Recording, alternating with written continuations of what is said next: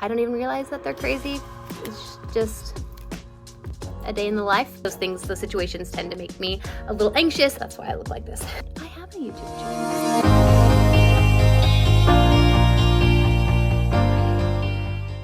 Good morning. I don't normally come on to share little stories like this, but I was telling a friend on camp about my recent experience, and she said, that needs to go on a YouTube. And I said, I have a YouTube. Or she said, it needs to go on a YouTube channel. And I said, I have a YouTube channel. So I'll tell my little Saudi story here.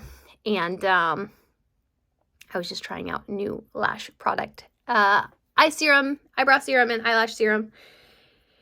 That's why I look like this. So I will come to you and tell you my story. Yeah, I had an appointment the other day, and it's in the city.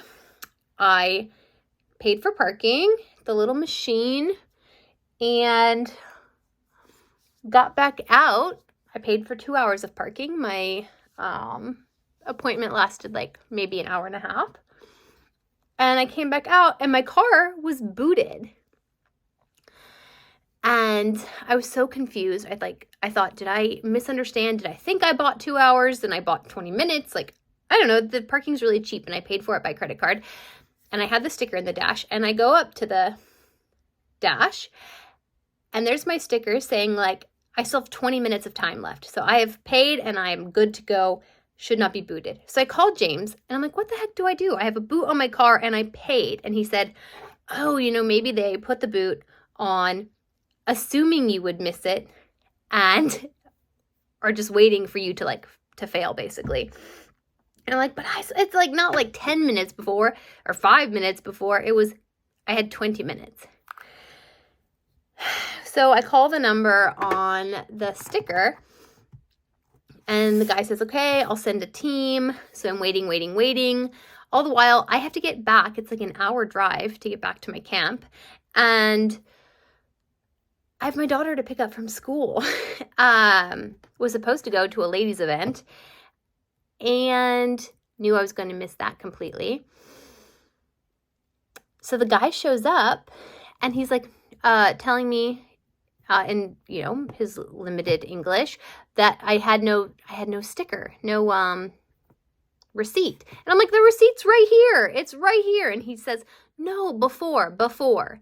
And he shows me something on his phone. It's a picture of my car from October. Or, sorry, he says violation October.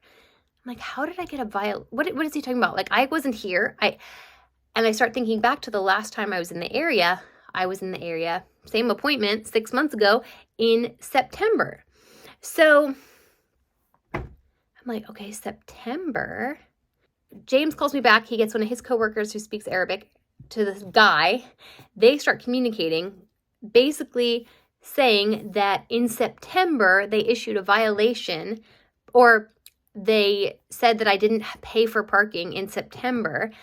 And then 30 days later in October, they issued a violation, which I then never paid. And so they booted my car the next time I parked in the area, which is absolute insanity. And even more frustrating is that I paid for parking. I overpaid for parking. It was my first time to go to that doctor's office. And a friend told me, hey, the parking can be tricky with like the machines and whatnot, so bring coins. And I think it was like, evening time, and I was having a really hard time reading the screen. So I just stuck all my coins in the machine, and I ended up buying 6 hours of parking. And I didn't care, because I was like, I just needed to park, and those situations tend to make me a little anxious, and I needed to find the doctor's office and like whatever. So, okay, fine. I paid for 6 hours of parking, and he shows me a picture of my car, and he says there's no sticker, there's no receipt at that time. So I either took the receipt with me, which seems unlikely. Like, I've done enough parking meters to know to put the meter there, but maybe just in all the uncomfortableness of like a new situation, maybe I took it with me. But these are the kind of machines that you put you put the coins in or pay with card, whatever, but you put the license plate in. So in that machine, there is a record of me paying, like putting in my number and paying for 6 hours of parking. So they should have been able to look that up, whether or not I have a receipt in the dash. Conspiracy theories are running through my mind, like, did he like, because who locks their car in the Middle East? Nobody. And so did he open the door, take out my ticket, close it, and like take a picture of my car? And then he showed like some yellow sticker that was like, see, we issued you this violation. At no point did I ever see a yellow violation sticker on my car. I absolutely would have paid it, or gone so far as to be like, oh, here's my receipt, I did pay for parking, right? So at no point was I aware that we were issued a citation on that car. So yeah, all these thoughts are going through my head. Like, did I just get set up? And like, surely they can go into the system and see, you know, September, whatever the day was, that somebody put in the coins and put in the license plate number for that car. But of course, why would they do that? And so in order to get the boot off my car, I had to pay 230 Rial, which is like, I don't know, $75 or something. And just so I could get home and get my daughter out of her little program. And surely there's a way we could maybe try to fight it.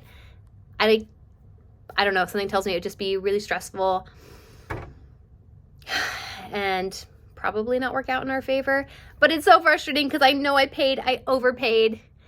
And because I paid with coins, then I don't have any sort of receipt to go back and be like, look, you know, here's the charge on whatever day at whatever time. But only in the Middle East? Actually, probably not. That probably happens all over the place. But my friend thought that would be a great story for y'all on my daily life. She says all the crazy things happen to me. So I don't even realize that they're crazy. It's just a day in the life. But I will try to share more of those like happenstances because maybe they are interesting. I don't know. Okay, gonna go